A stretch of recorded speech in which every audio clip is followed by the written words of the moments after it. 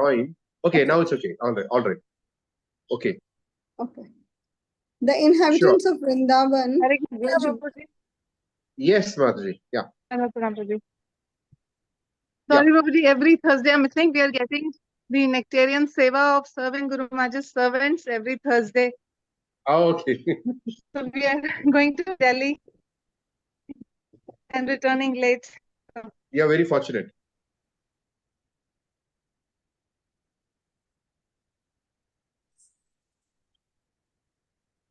Okay.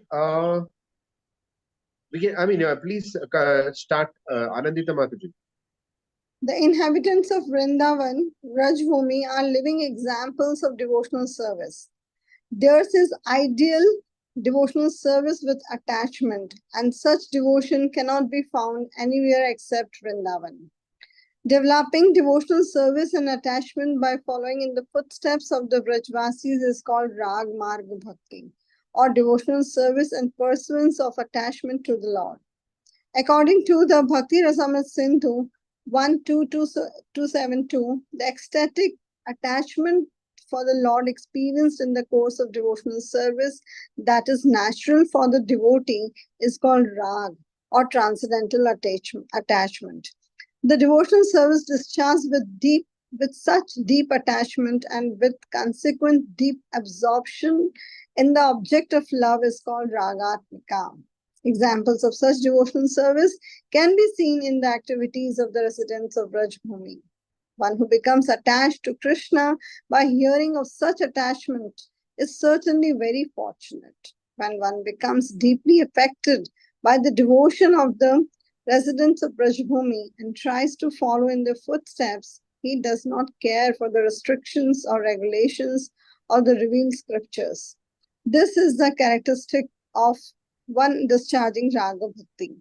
Okay. Can you just pause there for a minute? So, if you look at that last sentence, which speaks about he does not care for the restrictions or regulations of the revealed scriptures. This is the characteristic of one discharging Raga Bhakti. This does not mean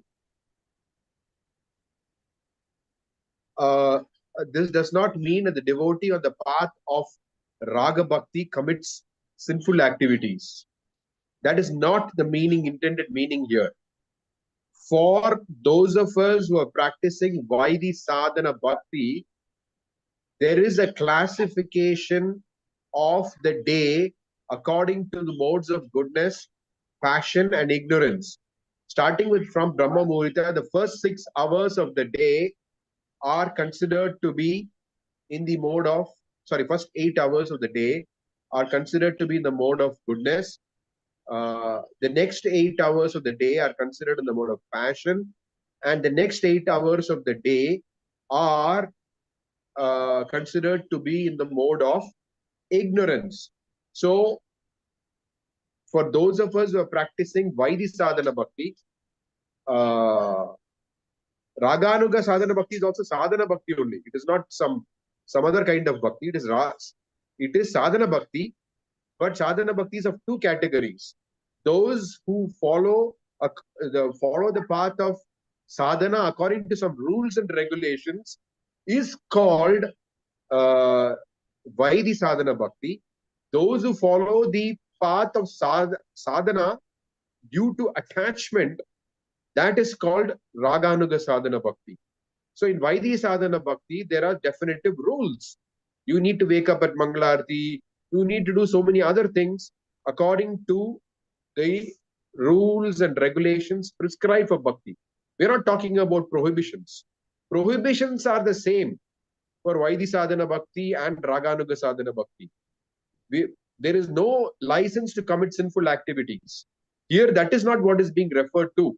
What is being referred to are the conduct of sadhana in a certain regulated manner. Whereas in Raganuga Sadhana Bhakti, one's attachment is so strong that it doesn't matter whether one is, I mean, one's consciousness is not, one's practice is not affected according to standard conventions. For example, we know that in the morning during during Brahma Muhurta, our chanting is normally the best, right? But for a Raganuga Sadhana Bhakta, their attachment is so strong that for them it does not matter whether they chant in the morning, afternoon, they have attachment. But that's not the same with us. So there are certain rules and regulations meant for us, which are meant to help us to enhance our bhakti. But for the Raganuga Sadhana Bhaktas, they don't need those rules and regulations to enhance their bhakti. They're already in an enhanced stage. So what is applicable to the Vaidhi Sadhana Bhaktas is not applicable to them. But again, this is referring to certain method of performing sadhana. It is not referring to sinful activities and those kind of. So when it says he does not care for the restrictions or regulations of revealed scripture, these restrictions are not about sinful activities. These are about Vaidhi Sadhana Bhakti practice, like that. Okay.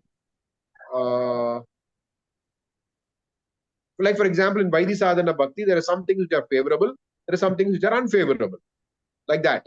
So what are the unfavorable things are considered as restrictions. For example, it is not very favorable to chant to chant at 11 o'clock in the night, 1 hour before midnight. That is not a recommended element of Vaidhi Sadhana Bhakti. But for those who are in the process of Raganuga Sadhana Bhakti, whether they chant at 4 o'clock in the morning or at 11 o'clock at night, doesn't matter. They have attachment to the chanting of the holy names. Okay. I have explained what I thought I should explain. But if there is some lack of clarity or something which you need to clarify, please do ask questions now if you want to. Roji, you said it's not allowed or not good to chant at 11 p.m. Is it for the same day chanting, right? No, to complete 16 rounds or to chant extra rounds, like what? Yeah, the recommendation is to chant in the morning, right? Because we are affected by the progress of the day. Our attachment is not strong that we are not going to be affected. Yeah, so there is this thing like that, yes. If someone wants to chant some extra rounds and if she is comfortable, like I have some half an hour time at 10:30 or 11, then can it be done? That is increasing the process of bhakti. No, we are not talking about increasing the process. We are talking about, right now we're talking about what is the prescription. Okay. What is beyond the prescription, there's no that you can do whenever you want. Okay. There are certain prescriptions. Yeah. If somebody has to leave or someone has some work the next day, so can he he or she chants around at around 1 a.m. or 2 a.m. or before 4 or like that, 16 rounds? Is it allowed?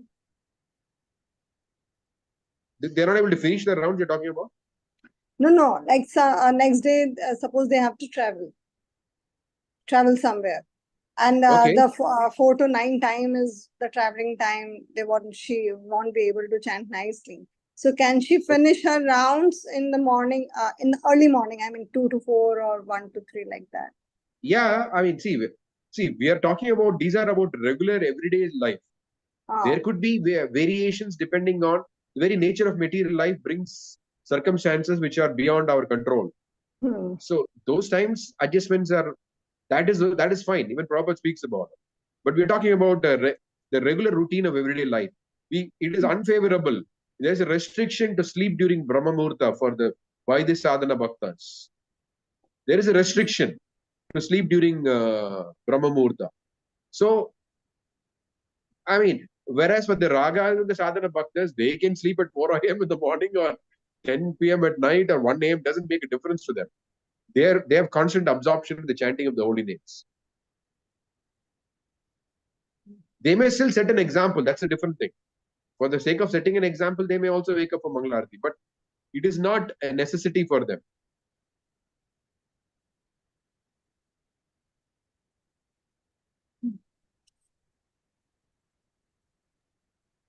Hare Krishna, Prabhuji. May I ask? Yeah.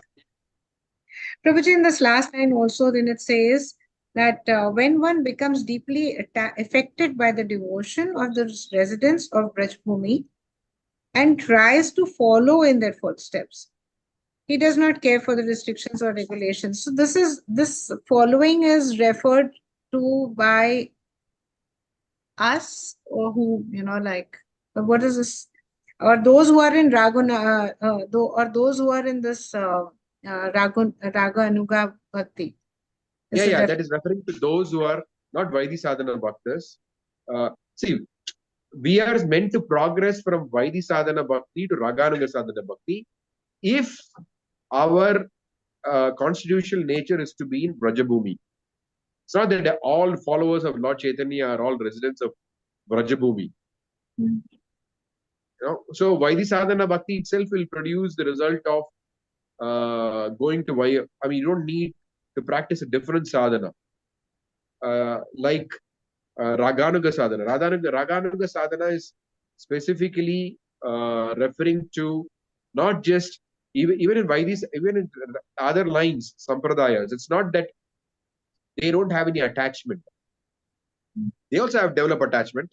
But here, what is being specifically referred to, apart from the attachment itself, is, as you have rightly pointed out, to follow in the footsteps of a resident of Vrindavan.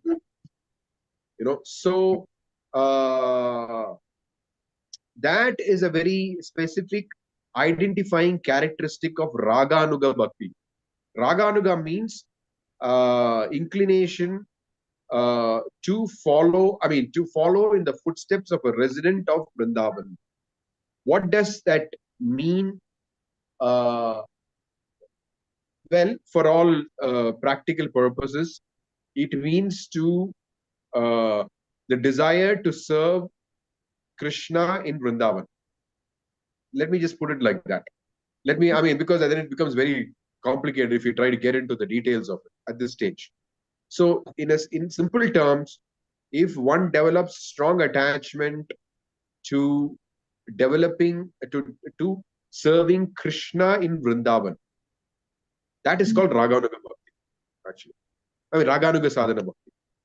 Then one has to follow, because see, only the resident of Vrindavan can teach you how to be a resident of Vrindavan. Yeah. So therefore, Lord Chaitanya Mahaprabhu's followers, they are competent. They can teach how to be, because they're residents of Vrindavan. A lot of them, not that everybody is. But when we say Lord Chaitanya's followers can teach, we mean to say that there are Lord Chaitanya's followers, so many of them are residents of Vrindavan. Okay. So when we say Lord Chaitanya Mahaprabhu's followers can teach, we are saying in general, the large majority of them. So the desire to serve Krishna in Vrindavan, when that desire awakens, then that training can be given only by a resident of Vrindavan. That is the idea. Now, by following Vaidhi Sadhana Bhakti, if one does not develop a desire to serve Krishna in Vrindavan, that's fine. Just like Murari Gupta was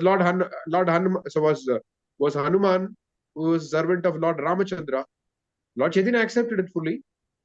So Raganuga Bhakti here, Sadhana Bhakti, refers to a performance of sadhana under a resident of Vrindavan.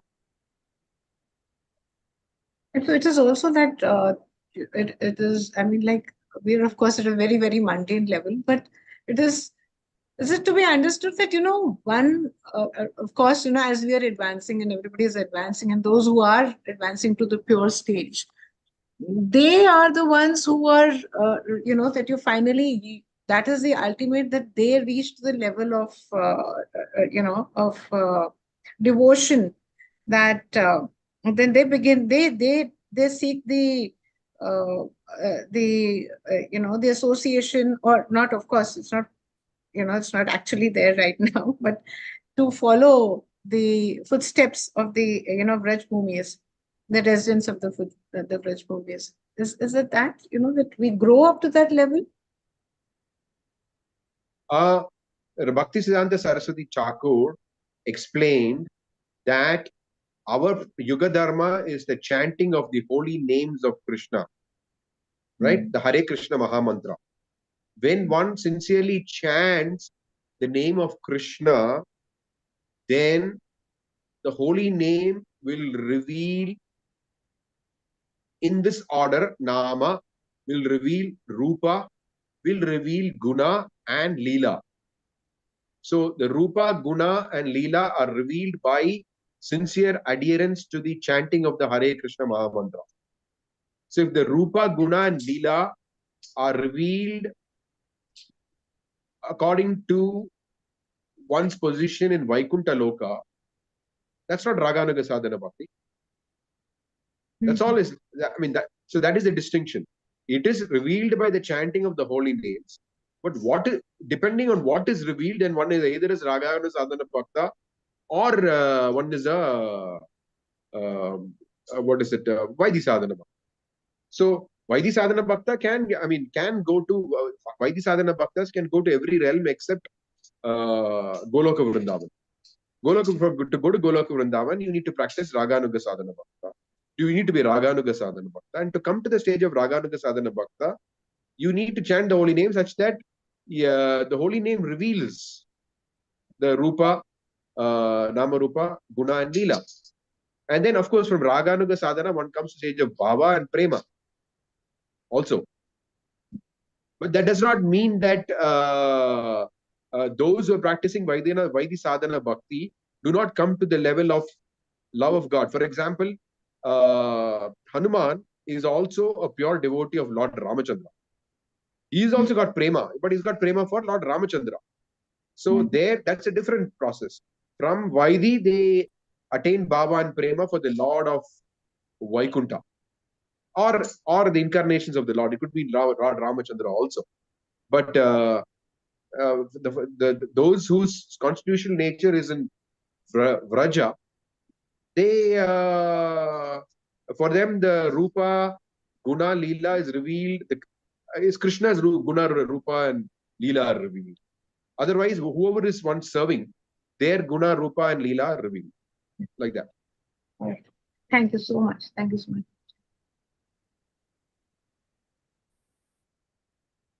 Radhakishori Mataji had asked a question. Will that resident of Vrindavan be revealed by Bhakti only? Yes. So, Prabhuji, that too in the situation, Nam, Roop, Guna, Leela, at the stage of Leela, one will realize his or her Swarup in the Nitya Leela, right? Yeah. Shall I continue?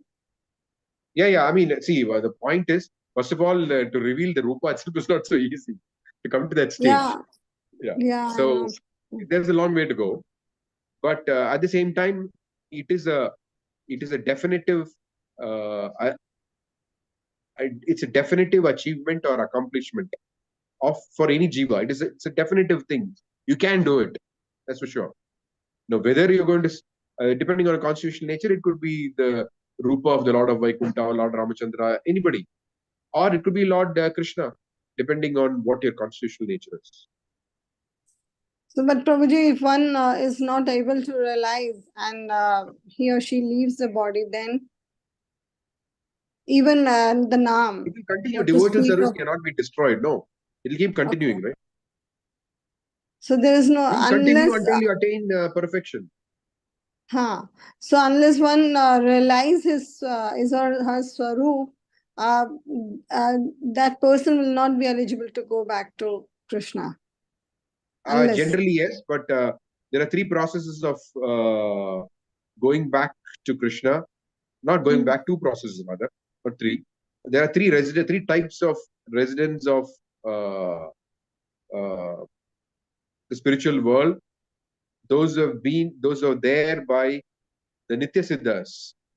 They've always been there. Then the Sadhana Siddhas, those who have attained that place to the performance of sadhana. Then there are the Kripa Siddhas, who attained that place simply by the Kripa. Like Abhiram Thakur, he had a whip called Jai Mangal. So if you were in the line of sight of Abhiram Thakur, when he was walking, he would whip people with that whip called Jai Mangal. So if you get whipped by somebody like Abhiram Thakur, then also you can attain. But that's very rare. But there's another way also. Just like Prabhupada said, you have doctorate, then you have honorary doctorate also. Honorary doctorate is not something you can prepare and get it. That is something it's given to distinguished people or whatever. I mean, it is not a thing you can attain by some specific endeavor. It is just granted to you based on some considerations. You're a big cricketer or whatever, something, but it's not based on regular attainment of a doctorate degree. It's something else. So like that, there are Kripa Siddhas also. But that is not, the Prabhupada said, don't try to become a Kripa Siddha. If somebody gives you a Kripa, fine, fantastic. There's no hope for me then. What do you mean there's no hope? This is like, how do you say, I mean, this is a joke. How do I say this? Since it's connected to what is going on in our current day political scenario, where you have a new government coming up, whatever, not new government, you have this thing. So someone told me yesterday that it's very ironic that people who are won the elections are kind of not so happy. They're kind of lamenting, and people who have lost are all celebrating. Yes, like so you are saying no hope. What do you mean? You've got sadhana bhakti, which what is it? In the Caitanya Charitamrita, Krishnadas Kaviraj Goswami, in the Chaitanya Charitamrita, he breathed Brahmande Brahmite Kono Jivya Kono Bhagyavan Jeev Guru Krishna Prasade Paye Bhakti Lada Beej. We have been wandering in this universe or other universes in the material world for, as Prabhupada in one lecture says, many lifetimes of Brahma. Brahma's one lifetime itself is inconceivable. So many lifetimes of Brahma we have been wandering, and finally we've got Bhakti Lata Beach. And you are saying what? No hope. What is this? It's like the fortune that we have got is something which is inestimable. You cannot even imagine how did we even get this good fortune. It cannot be compared to anything. And then you're saying, oh, we are what hope is. You're trying to compare it with Kripa Siddhi. I didn't compare with Kripa Siddha and all. I was thinking for myself only. I don't know when in this life or in what life I will be able to realize Naam, and then Roop, Gun, Leela. It's a very long journey for a person like me to realize. So in that sense, I was saying. You need to remember about Mukunda, no? So Lord Chaitanya Mahaprabhu says Mukunda, sometimes he speaks, he agrees with everybody. Lord Chaitanya was very clear, no? So he says he agrees with everybody. So I will meet him only after, I don't know, exact, I think a few billion lifetimes or something like that. So when Mukunda hears it, he starts dancing in jubilation. I will be able to meet Lord Chaitanya. He's so ecstatic. I will be able to meet Lord Chaitanya after so billions of lifetimes, And so when Lord Chaitanya Mahaprabhu hears that, he says, oh, he's very eligible. And he says, bring him right now. So what was supposed to be a billion lifetimes suddenly got compressed instantly into one lifetime. So even if we get a chance to attain love of Godhead in billion lifetimes, that's still we're very fortunate. Yes. Hare Krishna, Guruji. Yes, Vachu. Yeah. प्रभु जी इतना सारा उत्साह धैर्य और निश्चय कैसे लाएंगे? Pardon. I said we need उत्साह धैर्य निश्चय for this. Yes. So how do we? It gets sometimes especially when material situation is very trying. It just seems like the goal is too far. Yeah. So the goal is very far. We may feel depressed. We may feel confused. We may feel hopeless. All these kind of things happen. But there is one thing which can be a constant throughout all these things, which is that Rupa Goswami mentions. First of all, our process, in fact, it's very clearly defined like that. Our process is called the hope against hope process. Okay. Because we have hope, so then we lose hope. So why to have hope? No, we should keep hoping against hope. I don't have any hope.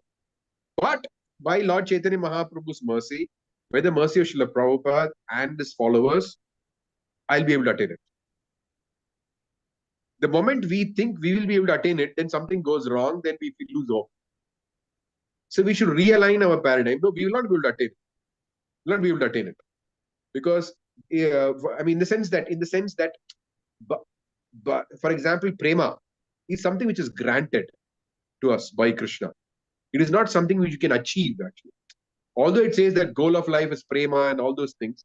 I mean, but our acharyas have explained, Srila Prabhupada, it is not something which, I don't know how to put it, it is not some measurable quantity. Okay, now you're eligible for prema. No. Krishna has to decide. That's why Krishna is called the transcendental autocrat. So he decides, okay, you can be in bhava for millions of lifetimes also. Prema is granted by Krishna. So that is purely according to Krishna's individual prerogative. There is no set criteria. Okay, this is it, and you'll get prema. No. So Rupa Goswami says that one of the characteristics of, forget about us, Bhava Bhaktas, is hope against hope. The Bhava Bhaktas are hoping against hope. So imagine them. What is their elevated state? If they are hoping against hope, then what should we be doing? Obviously, we should also be hoping against hope. Because even they who have attained the level of Bhava, they are hoping against hope. So obviously, we should also be hoping against hope. So sometimes we feel hopeless. Okay, that's how it is going to be. Let it be hopeless. But we have been promised that there is hope against this hope also. We just simply believe. That's all. That's all that it takes for us. We believe.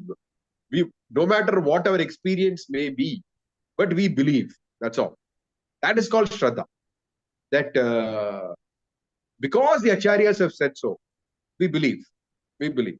Like Prabhupada said, when he brought his followers to India, his god brothers were criticizing, oh, these Western followers, they don't know all the elements of Vedic culture and all these different things. And Prabhupada said, yes, they don't know all these things.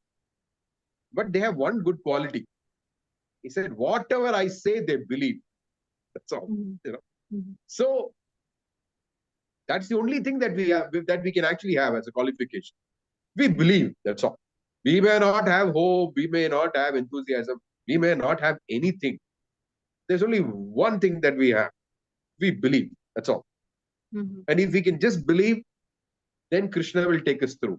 Like Prabhupada says, that once one begins this process and one sticks to that process, Krishna will drag us to success.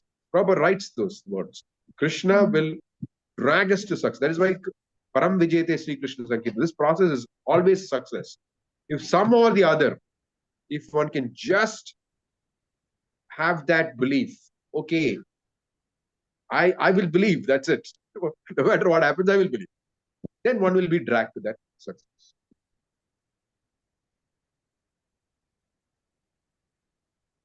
You're wondering how to have the belief? Yes, maybe, sometimes, it gets difficult to believe. As So, in, yeah, yeah. yes, please. So Guru Maharaj speaks in one uh, lecture. I think you must have heard this. It's a very famous lecture where he says, if you cannot cry for Krishna, Mm, then cry that you cannot cry for Krishna.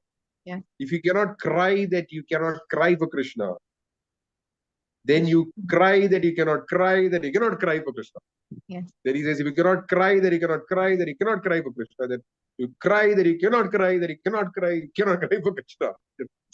So if you take it like that, so even if it is a millionfold away from belief or crying, still we can cry that we are not able to cry, You understood, right? Mhm.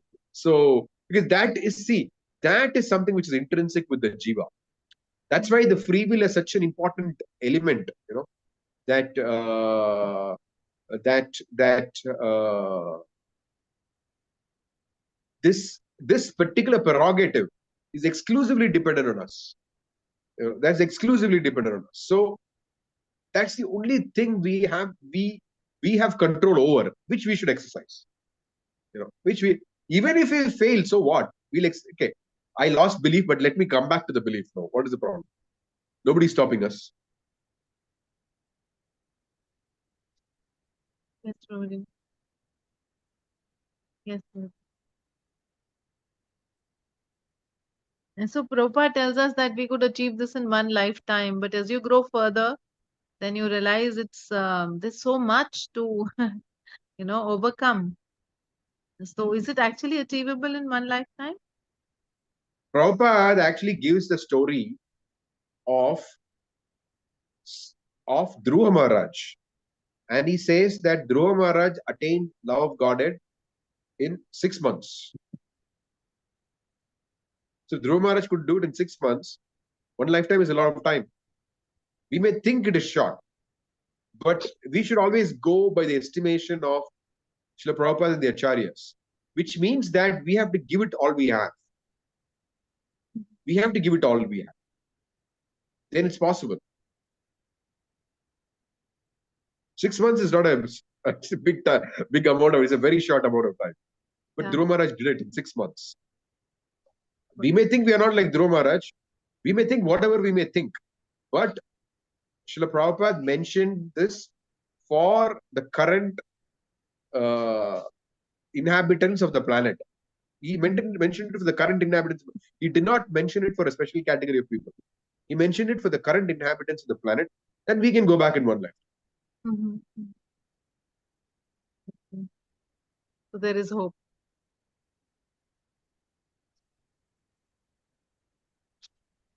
So we will hope for this, Prabhuji. Yeah. So, see, the thing with, even in the mundane world, we're in the mundane world, there are so many examples of people like, for example, during our days, we only had books. So you have Bruce and the Spider, King Bruce and the Spider. We keep hearing that, right? How many battles he lost. And then he saw how a spider was there in the cave when he was sitting. He saw how a spider struggled and kept, so many times the web kept failing. Finally, it succeeds in building a web. So, I mean, we study these things when we were students, that we should never give up. So even in the mundane world, there are so many examples. Today, I think with the explosion of social media, there are so many examples which have come to light about people who have accomplished things against all odds. What do you call it? I mean, if you look at Prabhupada's own life, of course, he's a Nityasiddha, but the order of a spiritual master Mhm. to establish the Krishna consciousness movement across the whole world happened in the last 11 years or 12 years of his life. Until he was 70 years old, nothing happened. You could think 70 years, I could Wow. not execute the mission of my spiritual master. 70 years. He could have thought like that. He didn't think like that. The last 11 years, he accomplished what his spiritual master told him. So, yeah, I mean, we cannot go by our mundane estimates of time. We should just go by faith. It's possible. I just need to absorb myself into it. And we can pray to Krishna, like Bhaktivinoda Thakur prays, no, that, oh Lord, you are the Rishikesh. You are the master of the senses. So please take charge of my senses. He prays that to Krishna. The Sharanagati prayers. He says that. So like that, we can always pray to Krishna. Please help us. I can't do this. It's impossible. In fact, that is why the example is given also that if you have a vast ocean and you are fallen somewhere in that ocean, you cannot swim. Prabhupada says, all the acharyas say, you cannot swim. Even mundane scholars would, mundane scientists would say, you're fallen in the middle of an ocean, you cannot swim. The shore is too far away. You have hardly any energy to, reach a shore. Very far away. It's impossible with all the waves and all the wild animals, the dangers and all. But it is possible by the great grace of the pure devotee. This is why the pure devotees are considered extraordinary, because they can take us across. They can rescue us. They are not ordinary people. They can do the impossible for us. So therefore, we are exclusively dependent, yes, surrendered, dependent on to the great devotees. Because we know that they have the extraordinary ability to take us across this bhavambudhi, which the ocean of bhava, the world of birth and death. It's a huge ocean, but we can be taken out of it. It says that this entire water will become like the water in the hoof print of a calf. Samashrita ye pada pallava padam mahat padam punya yasho murare bhavam budir vatsa padam param padam. Sorry, yeah. Then what is that? Yeah. Is it padam yat vipadam natesham? Padam Anyway. yad vidam natesham. Yeah. So that ocean becomes very small. Prabhupada writes that these great devotees, they cross this using a boat, but they leave the boat on the shore for us to cross. And the great devotees, the spiritual master and the great devotees, they're compared to the captain of the boat. So there is a boat sailing. We just need to get onto that boat, the boat of Vaidhi Sadhana Bhakti. One thing is that we should stop, I don't know how to put it. If we stop thinking about what we are and where we are, and rather just keep pushing, then we'll get there. Like how Kadambakanan Maharaj said, it's easy to think about how much we have not accomplished or how far we are. Instead of that, let us think about how much we have gone ahead and keep going ahead. That's all. Because it is an ocean, if you think about how much you have not gone, you'll get lost, because it's an ocean. There's lots we have not gone. There are lots there. Instead of that, if we just think, okay, we have gone ahead. We're going. We just have to keep going. Let's keep going.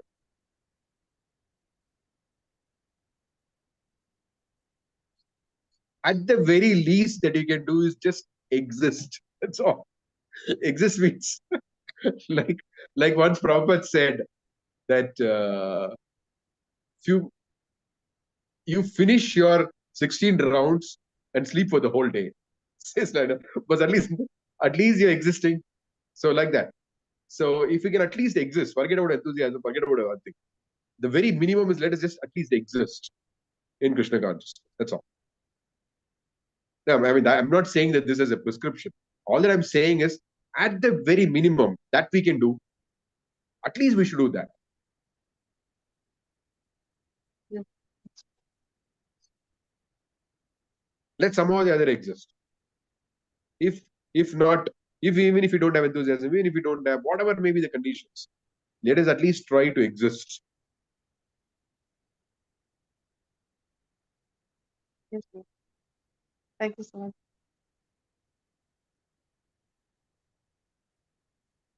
Okay, so you can go ahead, Madhu. Anandita Mataji. Yes, Prabhuji.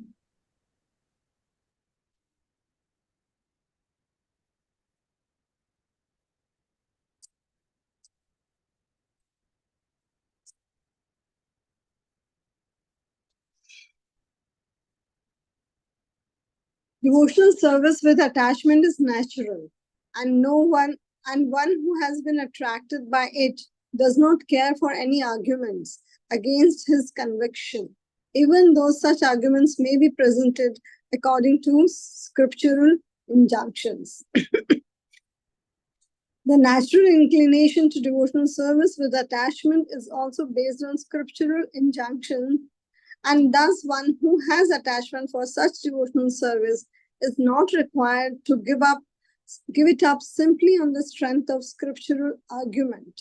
In this connection, we should note that the class of so-called devotees known as Prakrit Sahajias follow their own concocted ideas and representing themselves as Krishna and Radha indulge in debauchery. Such devotional service with attachment is false, and those so engaged are actually gliding down a hellish path. This is not the standard of Ragatmika Bhakti or devotional service with attachment. The Prakrit Sahajya community is actually cheated and very unfortunate. Devotional service with attachment can be executed in two ways, externally and internally. Externally, the devotee strictly follows the regulative principles and beginning with chanting and hearing, and while internally he thinks of the attachment which attracts him to serve the Supreme Lord. Indeed, he always thinks of a special devotional service and attachment.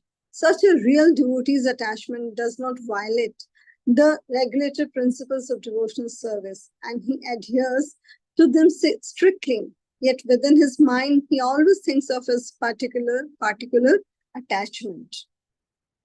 All the inhabitants of Brajabhumi are very dear to Krishna. A devotee selects one of them and follows in his footsteps in order to be successful in his own devotional service. A pure devotee discharging devotional service with attachment always follows in the footsteps of a personality of Brajabhumi. It is advised in the Bhakti Rasamrita Sindhu 1.2.294 that a pure devotee should always remember the activities of the particular inhabitant of Vraja, even though he is not able to live in a Vraj. In this way, he can always think of Vraj.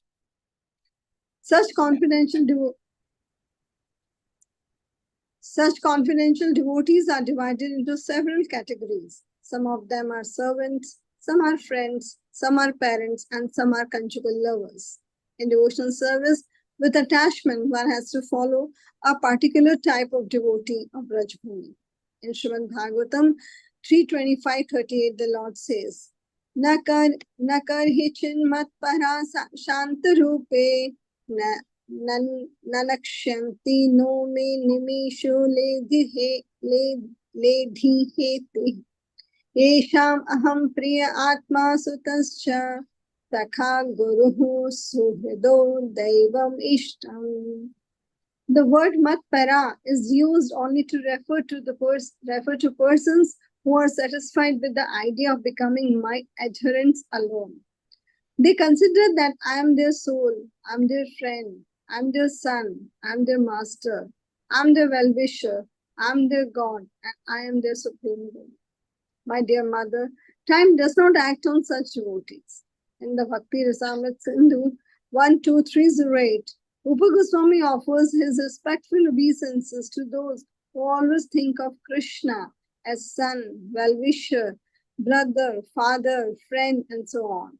Whoever adheres to the principles of devotional service with attachment, following in the footsteps of a particular devotee of Brajabhumi, certainly attains the highest perfection of love of Godhead in that spirit.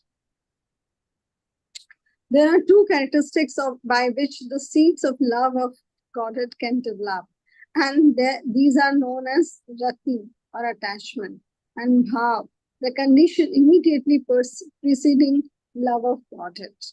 It is by such attachment and bhav that the Supreme Lord Sri Krishna is conquered by his devotees. These two characteristics are present before any symptoms of love of Godhead are manifest. This was all explained to Sanatana Goswami by Lord Caitanya. Lord Caitanya told him that since there is really no end to describing the system of devotional service with attachment, he is simply trying to offer a sample.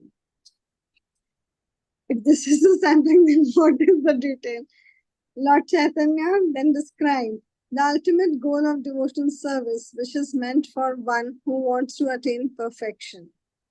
When one's attachment to Krishna becomes very deep, one has attained the condition called love of Godhead.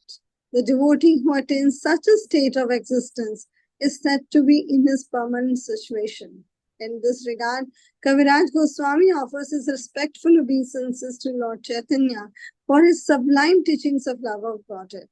As stated in the Chaitanya Charitamrita, Madhya 23.1, O Supreme Lord, O Supreme Personality of Godhead, who but you has ever awarded such pure devotional service?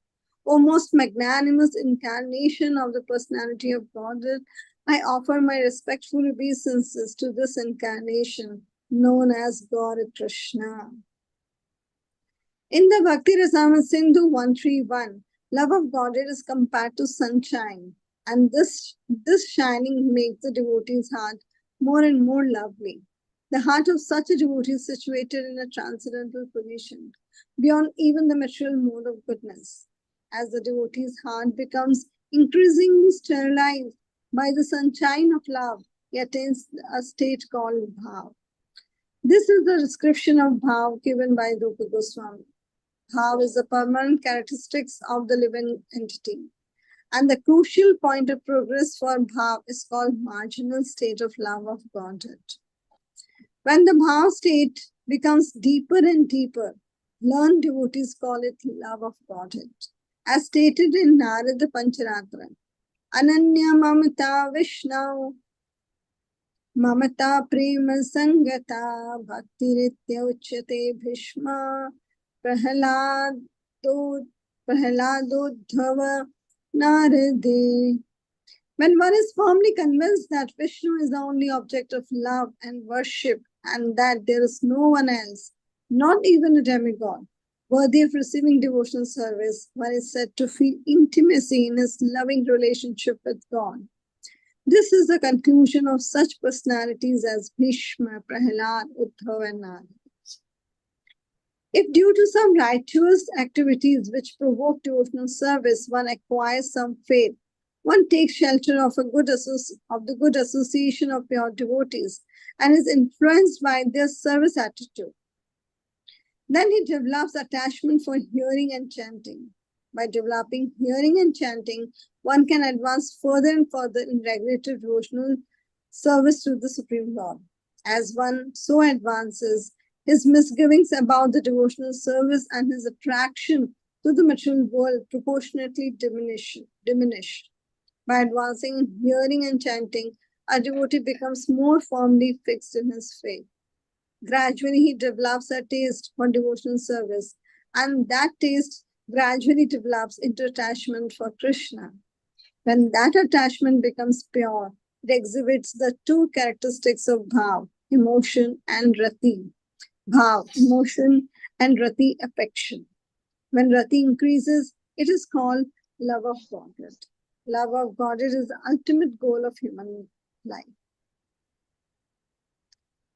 This process is summarized by Rupa Goswami in the Bhakti Rasamrita Sindhu 1:4, 15 and 16. The first thing required is faith. Due to faith, a person associates with pure devotees, and by such association, he develops devotional service. As devotional service develops, his misgivings diminish. Then he is situated in the firm conviction, and from that conviction, he develops a taste for devotional service and advances to the stage of attachment for Krishna, whereby he follows the regulatory principles of devotional service spontaneously. After that point, he makes still further progress and attains the state called bhav, which is permanent. Such love of God becomes deeper and deeper until it reaches the highest stage of love of Godhead. In Sanskrit, this highest stage is called prem. Prem can be defined as love of God without any expectation of exchange or return. Actually, the words prem and love are not synonyms. Yet one can still say that the prem is the highest stage of love. One who has attained prem is the most perfect human being. Srimad Bhagavatam 3:25-25 confirms this statement. Only by the association of pure devotees can a person develop a taste for Krishna consciousness. And when he tries to apply Krishna consciousness in his life, he can achieve everything up to the stage of bhav and prem. Lord Caitanya next described the symptoms of a person who has developed from faith to the stage of bhav. Such a person is never agitated, even if there are causes for agitation, nor does he waste his time, not even a moment. He is always anxious to do something for Krishna. Even if he has no engagement, he will find some work to do for Krishna's satisfaction. Nor does such a person like anything which is not connected with Krishna. Although he is situated in the best position, he does not hanker after praise. He is confident in his work. He is never under the impression that he is not making progress toward the supreme goal of life, going back to Godhead. Since he is fully convinced of his progress, he is always very busy achieving the highest goal. He is very much attached to gratifying the Lord and in the chanting or hearing about the Lord. And he is always attached to describing the transcendental qualities of the Lord. He always wants to live in the holy places like Mathura, Vrindavan, or Dwarka. All these characteristics are visible in one who has developed to the stage of bhava. This is the translation of the verse. Shantir avyarta kalatvam viraktir manashunata achabadda samskanta namagane sadaruchi asaktistat gunakyane pritistat vasati pare. I mean, Prabhupada has rendered it in this paraphrase. Please go ahead. King Parikshit affords a good example of bhava. When sitting on the bank of the Ganges, waiting to meet his death due to the curse of a Brahmana boy, he said, all the Brahmanas present here, as well as Mother Ganges, should know I am a soul completely surrendered to Krishna. I do not mind if I am immediately bitten by the snake sent by the Brahmana boy. Let the snake bite me as it likes. I shall be pleased if all of you present here will go on chanting the message of Krishna. Such a person is always anxious to see that his time is not wasted in anything which is not connected with Krishna. Consequently, he does not like the benefits derived from future activity, yogic meditation, and the cultivation of knowledge. Sorry.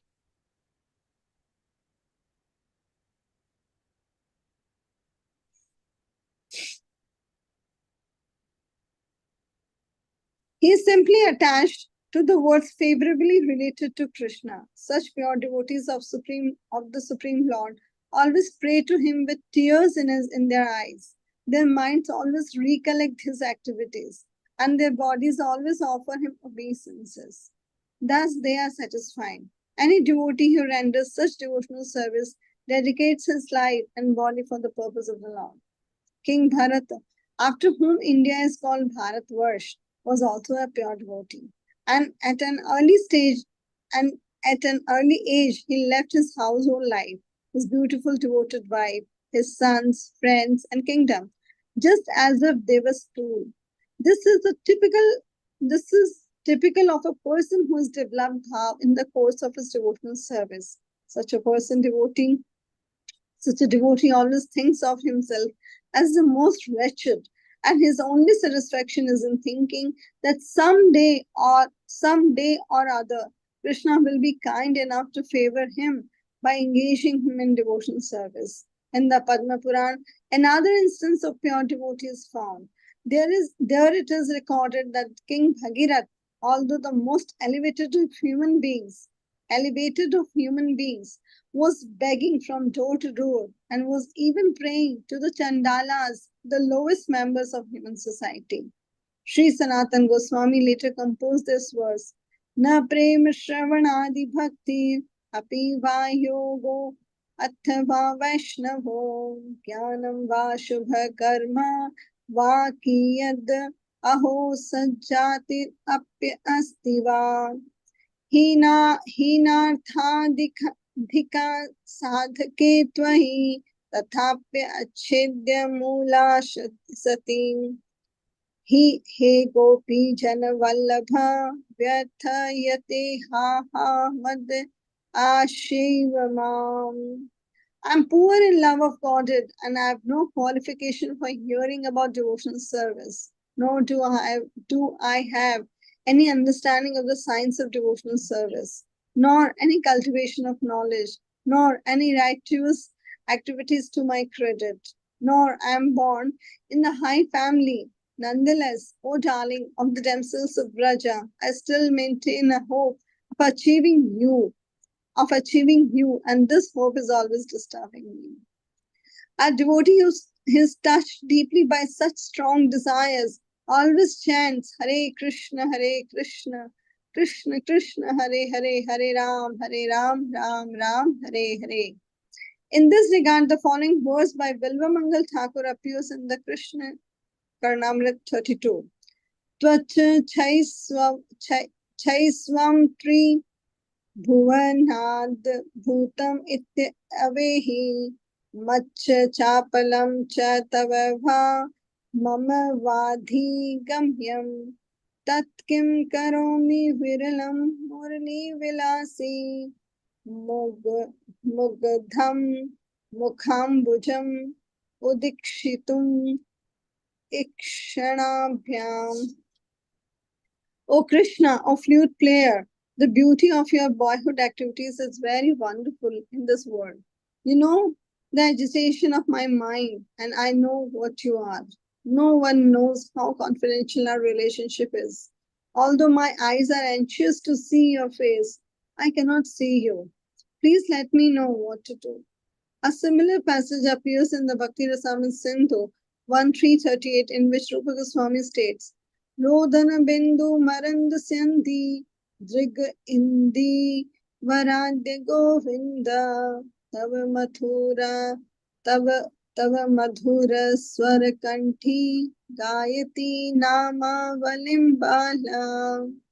Oh Govinda, this young girl with tears in her eyes is crying in a sweet voice, chanting your glories.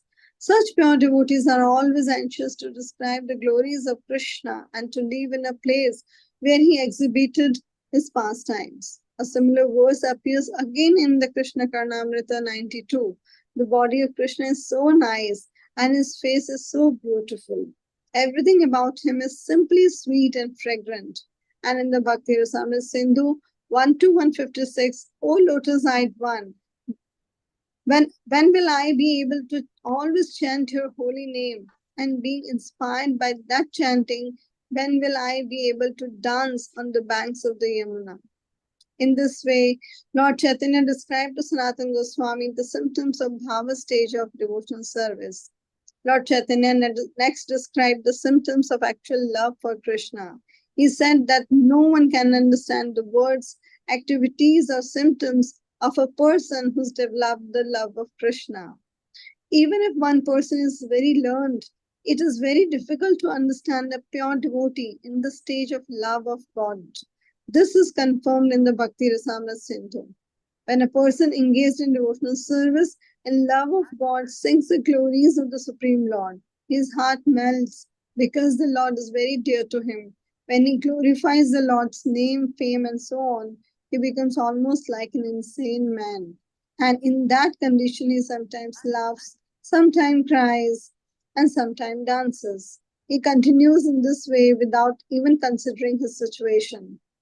By gradually developing his love of Godhead, he increases his affection, his emotion, and his ecstasy. The culmination of such attachment is Mahabhav, the highest stage of devotional service. It may be likened to rock candy, which is the most concentrated form of sugar. As it is concentrated, sugarcane juice goes through different stages: molasses, sugar, sugar candy, but the final and the most palatable state is rock candy. Similarly, love of Godhead can gradually develop in such a way that transcendental pleasure is increased to the highest stage for the real devotee. Hare Krishna. Yeah, if you notice here, Prabhupada also mentions how, I mean, Rupa Goswami himself mentions it, that those who are on the platform of Raganuga Sadhana Bhakti also, they also follow the regulative principles, although it is not necessary for them to do it. That's the idea. Regulative principles, not like the four regulative principles, not those. I'm talking about the others. Those are pillars of sinful activities which we have to avoid. Therefore, we are regulative principles. That is not what is being done. The other things, but they also follow, like waking up in the morning and following they like the Vaidhi Sadhana Bhaktas. They also follow this thing, but they are doing it out of attachment. We are doing it out of out of instruction. That's all. So that they're doing it out of attachment, but it's not necessary for them to do it. But still, they'll do it. That's the idea. If you are reconciled with what was spoken earlier, that's the understanding. It's not necessary for them to do it, but they do it to set an example. So they are doing not to show off the level of attachment or the rag bhakti they have. They are just living like a common people, but they are in the Raganuga bhakti, Raganuga state. Yeah. Because general people may not take it, may not be able to take the level of rag. Yeah, they don't, I mean, they cannot understand their level of attachment. Yeah. Like when Prabhupada, of course, there is love of God, Prabhupada is watching the chariots of Lord Jagannath at Rath Yatra. He was singing Jug, Jug, Jug, He was remembering Lord Chaitanya Mahaprabhu chanting Jug, Jug, Jug. That's not what everybody else may have been thinking. So someone may be physically present in an activity, but their state of consciousness may be of great attachment, which we cannot, perceive with our ordinary senses. True. Yet when they speak, the effect is there in our hearts. Because Prithu Maharaj says that when they speak, their words contain the saffron dust particles from the lotus feet of Krishna. And when the saffron dust particles from the lotus feet of Krishna come from their mouth through their words, it enters into our ears and it goes into our hearts and purifies our hearts. So when they speak, we can see the effect of their advanced level of consciousness.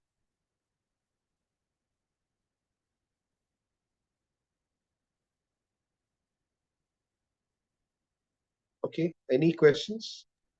Even in Bhakti Rasamrita Sindhu also this type of emotions, like a person does not have their own emotions, but he may get affected by the pure emotions of pure devotee. Pardon? It's mentioned in 15th or 16th chapters of NOD. The ecstasy, like a person, a neophyte person like me may not have any sort of ecstasy or the level of that, but they can be sometimes seen in ecstasy just because by the presence of the pure devotees. Yeah. Like when Prabhupada would narrate the pastimes of I forgot the name of the Sanskrit words mentioned there. When Prabhupada would narrate the pastimes of Krishna, the devotees in the room would have the experience that they were there in Krishna Lila, as Prabhupada was narrating them. Those are the power of the words of pure devotee, because they are transmitting an experience, so that affects the hearts of the listeners. Suchi Smita Mataji, you had a question.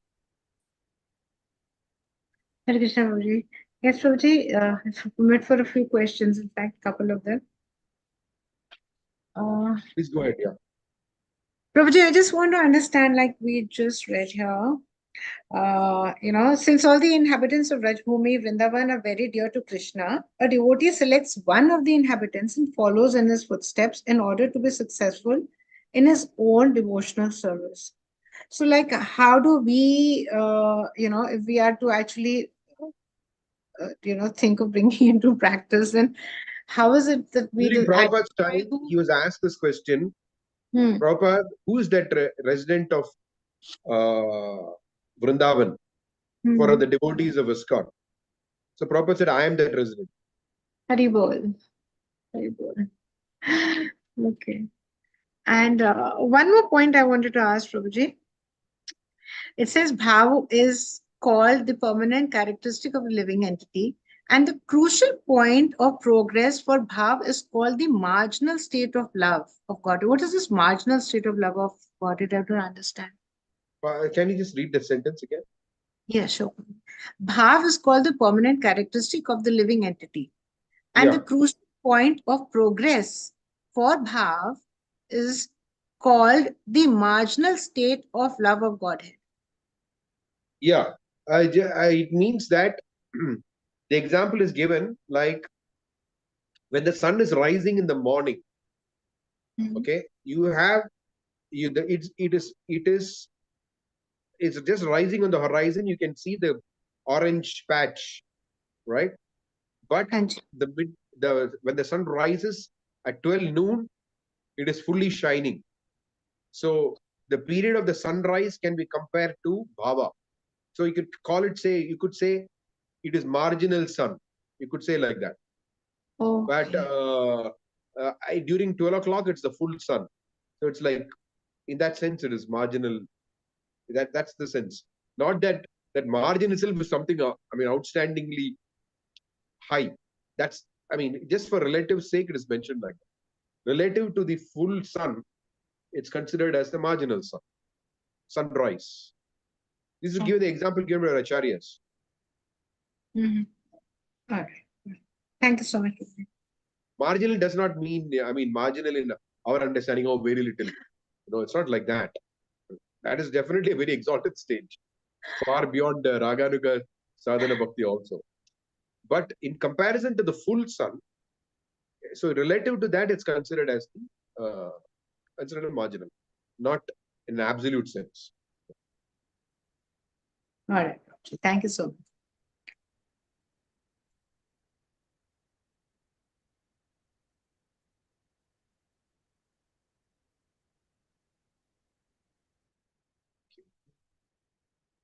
What else?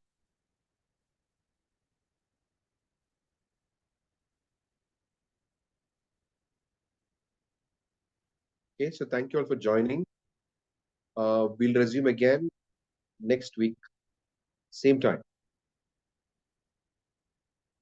Vanchakalpatarubhyascha kripasindhubhyavcha patitanam pavanebhyo vaishnavebhyo namo namah. Shri Prabhupada ki jai, Gaura Bhakta Vrinda ki jai, Nitai Gaura. It's a Thank message. you. Thank you. Thank you. Thank you. Thank you so much, Hare Krishna. Thank you, Hare Krishna.